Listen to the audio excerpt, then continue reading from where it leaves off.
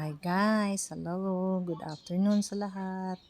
Ayan, nagluluto ako ng guys, baked cauliflower, milk, butter, salt and pepper, tapos corn flour, tapos mix lang salang mo. Tapos yung cauliflower is i-blanch nyo muna siya sa mga 5 minutes.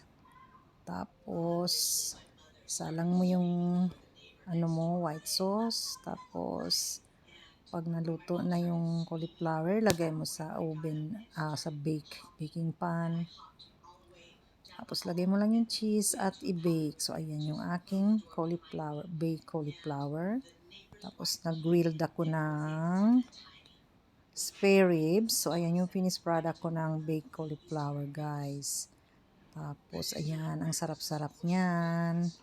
Look at that. Tapos yung aking spare ribs, magic sarap, salt and pepper lang. Tapos ayan, pahiran mo ng konting oil, olive oil, whatever. Tapos may atsara ako binigay ng aking friendship. So ayan, ang sarap kainan na.